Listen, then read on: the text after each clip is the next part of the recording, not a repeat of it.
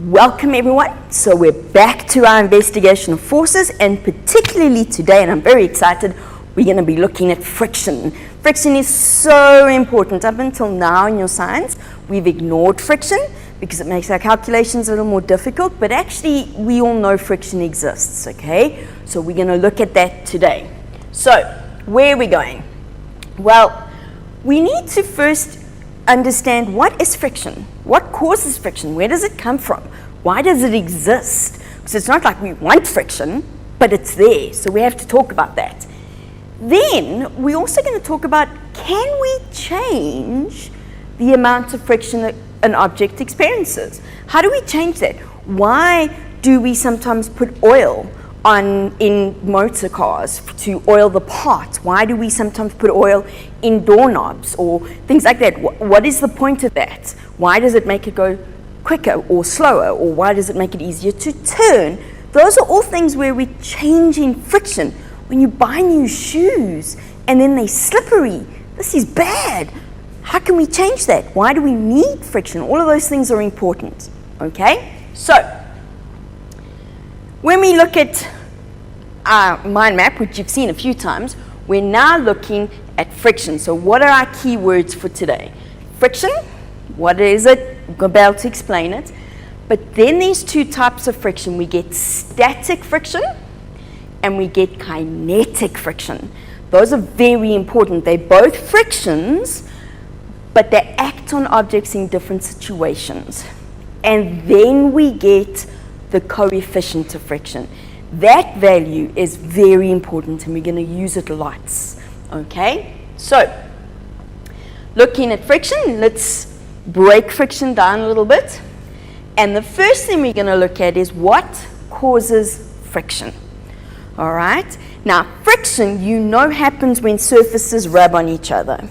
Now, even the smoothest surface has microscopic little bumps in it.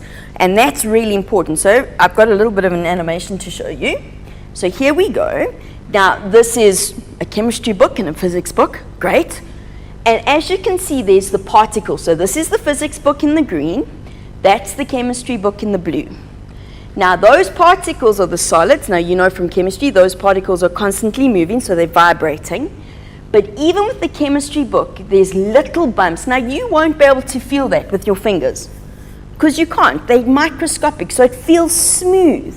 But when I move the chemistry book, so when I move them over each other, they have to rub past each other. That's the friction. So when these are now rubbing past each other, that causes friction. And can you see that they're starting to move more? They're actually heating up. Friction always causes heat. So you can see that. But it doesn't matter how smooth it feels, that's there. Sometimes we can make it very, very smooth, so it's like the friction doesn't exist. And we have to fill in those little gaps. But most of the time we can't. And you see with the temperature going up, you'll know when you rub your hands in winter, you do that because the friction causes heat, nice and hot, okay? So friction is caused by two surfaces rubbing on each other, and the fact that you've got those little microscopic bumps because of the atoms that have to get over each other. It's like climbing little hills every single time. And obviously, the faster we move it, you can see higher the temperature, okay? When they're not in contact, there's no friction, okay? But it's those microscopic changes. So, where am I going? There we go. Then we get types of friction. We're not going to spend the cause, that's all you need to know. Types of friction is different. So with our types of friction, we get static friction. Now, static friction is when objects aren't moving.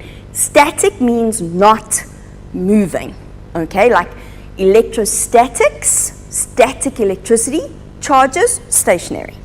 So when objects aren't moving, there's static friction, but there isn't always static friction. We're going to talk about where there is and where there isn't. As soon as an object starts moving, we get kinetic. As soon as an object moves, there's kinetic friction. We can't get away from that. we can reduce it, we can make it smaller, okay? If we can make those little ridges smooth as possible, we can reduce the amount of static friction, but we can't get rid of it. Static friction, stationary, may or may not be there. Depends on the situation. Kinetic friction, always there when an object moves. Sometimes we choose to ignore friction to make our calculations easier, but that's all. It's not because it's not there, it just makes it easier. Okay, that's the only reason. So, we're going to stop there for now. I know it was short, but in the next section, we're going to discuss static friction and kinetic friction in lots of detail. So get your head ready, okay, and I'll see you in a couple of minutes.